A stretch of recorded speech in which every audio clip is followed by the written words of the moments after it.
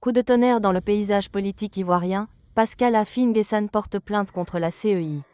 Une décision qui relance le débat sur la transparence du processus électoral. Le Conseil constitutionnel a-t-il manqué de vigilance? Analyse et réaction dans cette vidéo exclusive. Droit, abonnez-vous et suivons l'extrait du débat. À propos de mes prédécesseurs, je pense déjà que la démarche du Premier ministre Pascal Affi N'Guessan est une démarche à saluer. Il estime à un certain moment donné que les choses ne sont pas déroulées dans les règles de l'art et donc il a des éléments qui lui permettent de porter plainte. C'est son droit, il use de son droit. La Constitution et la loi ivoirienne lui donnent ce droit-là, donc il use de ce droit. Sur cet aspect-là, je pense qu'il n'y a vraiment rien à redire. Maintenant, une chose est importante de le noter. C'est vrai que certains, ou du moins dans ses propos, il a dit qu'il estimait que le nombre de parrainages qu'on lui a attribué n'est pas ce qui est en réalité qu'il a attribué à la CEI.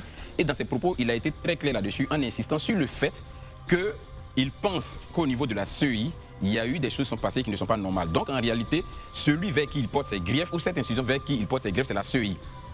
Mais déjà, vous ne pouvez pas, dans le cas du parrainage, porter des greffes sur la CEI sans porter des greffes sur le Conseil constitutionnel.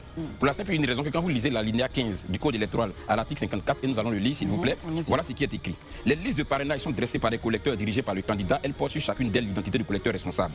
L'alinéa qui nous intéresse est le suivant. Le Conseil constitutionnel, en relation avec la commission chargée des élections, procède au contrôle des listes de parrainage de candidature. Donc ce n'est pas M. Cuibière et ses amis qui ont juste pris les fiches et qui sont allés dire, voilà 15 000 personnes qui ont fait non.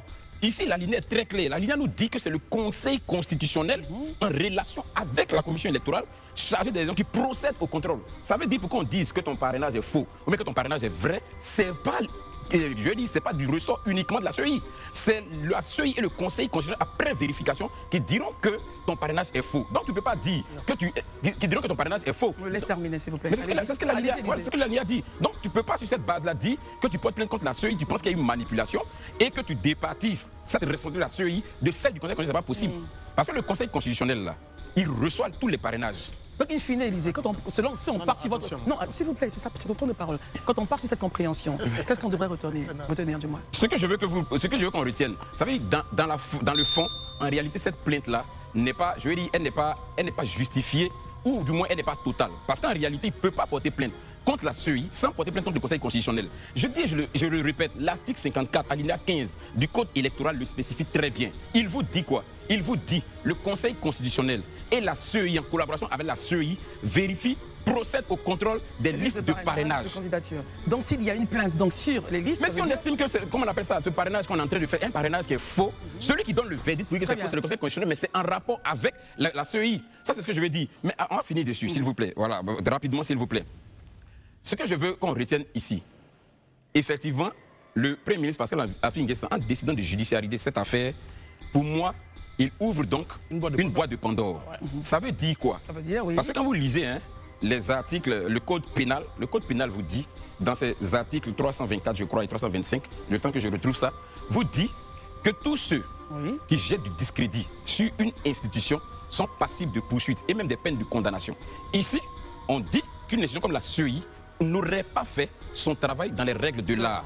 Et on a même porté plainte. Tant que ça reste des discours de quartier, il n'y a pas de problème. Mais quand il y a une plainte qu'on décide de judiciariser, vous êtes donc conscient du fait que ça peut aboutir à un procès et que de ce procès, il va falloir que les différentes parties produisent des preuves établies et un juge qui va donner le verdict. Donc, la chaîne qui a procédé au parrainage, s'il s'avère que vous avez diffamé une institution de la République, s'il s'avère au terme du procès, mais vous allez encourir les peines qui sont prévues par le code pénal. Et sur cette base-là, on ne pourra pas dire qu'il y a une chasse aux sorcières parce que la personne qui aura ouvert cette boîte de Pandore est bel et bien le plaignant. Avec lui.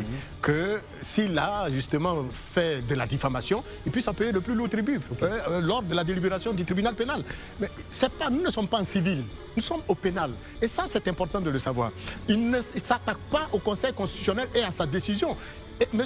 Affi N'Guessan sait pertinemment que les décisions du Conseil constitutionnel s'imposent au pouvoir public, à toute autorité administrative, juridictionnelle, militaire ou à toute personne physique ou morale. Article 138 de la Constitution. Mais il attaque la décision, c'est-à-dire l'institution qui a recueilli, qui a pris ce dossier. Et ce n'est pas lui, Affi, qui a envoyé ce dossier au Conseil constitutionnel. Il y a une institution qui reçoit d'abord les dossiers et les transfère. C'est cette institution-là qui, pour M. Affi, a fait de la manipulation. Et cette institution, s'il faut la nommer, c'est la Commission électorale indépendante. Très bien. Non, mais moi, je ne suis pas d'accord avec... Avec quoi, par exemple? Avec ce qu'ils disent. Affi n'a jamais porté plainte. Avec qui dit? Marius a parlé, les deux. Affi n'a jamais porté plainte contre une institution. Il dit qu'il porte plainte contre X.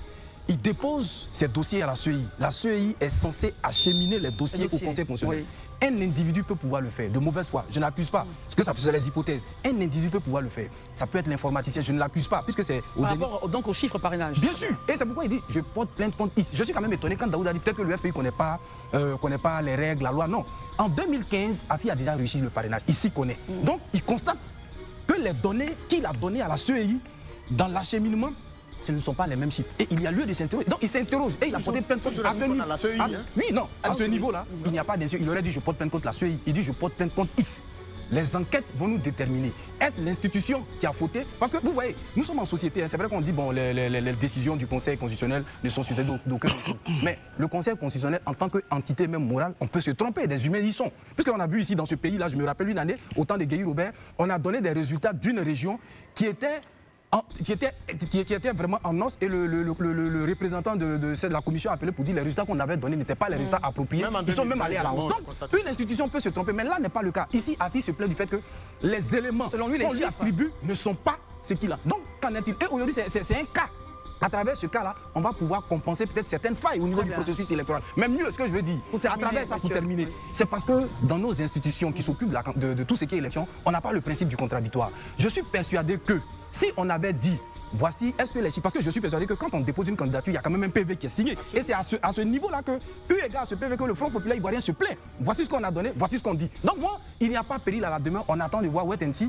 Afi a porté plainte contre X et pas contre une institution. C'est à rappeler. L'affaire, donc, le processus du moins a commencé. On verra bien ce que la justice dira. Daouda? J'ai entendu Gandhi dire wait and see. Moi, j'ai envie de lui dire qu'il y a une maxime dans cette maison, c'est de dire do your job, your work. Et comme tu n'as pas pris la peine d'aller lire la plainte de M. Pascal Affi N'Guessan, parce que si tu l'avais lu, tout ce que tu viens de dire là, tu n'allais pas le dire. Tu n'as pas lu cette plainte-là. Moi, j'ai pris la peine de lire cette plainte. Quels sont les éléments manquants? La plainte-là, il y a au moins 4 pages de plainte. Et donc, dans ces éléments de plainte, je pense que j'ai énuméré pour résumer pour nos téléspectateurs, parce qu'il faut leur donner l'essence et la quintessence de ce qui est dedans. J'ai parlé des griefs. Comment tu peux venir t'asseoir devant nous ici pour dire que non, M. Pascal Affi N'Guessan n'accuse pas la CEI. Il a dit, je porte plainte contre X, comme si en fait, c'était un paravent, tout et tout. Non, Gandhi, il porte plainte contre la CEI. Exactement. De façon claire, quand on est sur un plateau de télévision, il faut informer les gens, il faut les éduquer. Et ce qui est dit dans la plainte, il accuse la CEI clairement de n'avoir pas fait son travail dans la mesure où, quand elle a reçu son document, elle n'a pas vérifié pour lui dire, M. Pascal Affi N'Guessan, vous avez des insuffisances. Et je t'ai rappelé ici que, selon l'article 51, l'article 54, l'article 56 du Code électoral, ce n'est pas son rôle et ce n'est pas dans ses prérogatives. Mais malheureusement, tu n'as pas lu ce texte, tu ne le savais pas. Tu n'as pas lu, tu ne le savais pas. Mais c'est là où je suis très en accord avec Élisée, parce que quand tu dis que je porte plainte contre X, mais tu ne peux pas accuser insidieusement la CEI et extirper le Conseil constitutionnel, d'autant plus que les deux institutions travaillent ensemble. C'est pas cohérent. Et quand on est sur un plateau, il faut être cohérent dans sa démarche. Tout doucement, messieurs. On peut être gentil et puis se faire des remarques. Élisée, non, on écoute Gandhi et puis on termine sur le sujet. Moi, je suis quand même surpris. Hein, quand il parle de plainte pour dire en fait la plainte n'a pas été lue. La plainte là, c'est pas un secret de police. C'est une plainte qui est accessible à tout le monde. Bien sûr. C'est comme les tests. Mais bien évidemment, c'est pourquoi Daouda, vous avez écouté, écoutons-le, oui. Quand quelqu'un dit je porte plainte, qu'est-ce qui empêchait Afi de dire je porte plainte contre la CEI? Afi sait pertinemment, comme tout à l'heure Marius l'a dit, que les décisions du Conseil constitutionnel ne sont suivies d'aucun recours. Il n'en parle pas. Il pouvait le dire. On a vu des récalés ici qui ont dit qu'ils n'étaient pas d'accord avec en fait certains mécanismes, il l'a expliqué. Mais lui, il allait plus loin pour dire je porte plainte. Et je l'ai dit tout à l'heure, une plainte, quand elle est portée, elle est ciblée. Là, quand on dit X, ça veut dire jusqu'à preuve de contraire, on ne connaît pas celui qui est à la base de ce qui s'est passé. L'individu peut être à la CEI, ça n'engage pas l'individu. Voilà. Donc, que la démocratie s'exprime de cette façon. M. Affi N'Guessan a trouvé normal, et d'ailleurs, je suis d'avis avec lui, que lorsqu'on n'est pas d'accord, on puisse saisir les instruments juridiques que la loi, je veux dire, les institutions nous offrent pour pouvoir naturellement contester une décision. Dans le cas d'espèce, c'est que nous faisions face à une décision du Conseil constitutionnel. Et d'aucuns l'ont dit, les décisions du Conseil constitutionnel ne sont susceptibles d'aucun recours.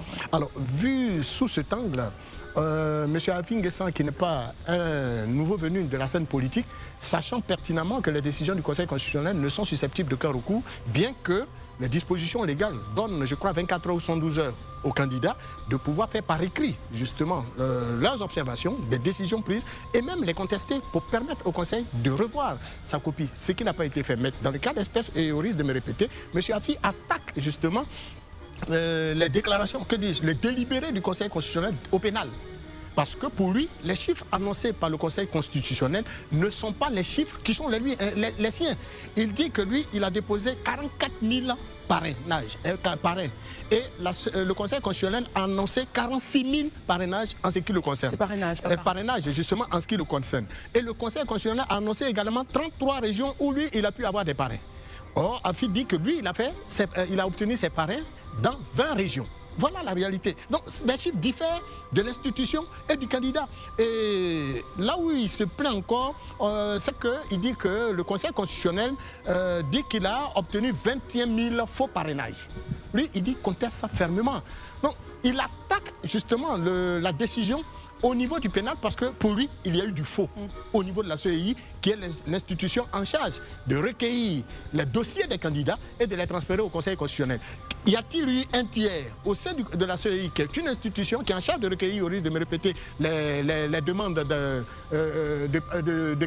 les dossiers des candidatures et les transférer à l'institution qui se prononcera plus tard, qui n'est autre que le Conseil constitutionnel? Y a-t-il eu un individu ou des individus qui ont manipulé les chiffres, qui ont manipulé le dossier de M. Afi N'Guessan au point d'annuler ou de lui attribuer 21 000 faux parrainages? Et donc, le tribunal pénal est en droit de se pencher sur la question. Bien sûr. Donc, je veux dire, sa plainte est bel et bien recevable. Nous ne sommes plus au civil où on n'est pas en face du Conseil constitutionnel.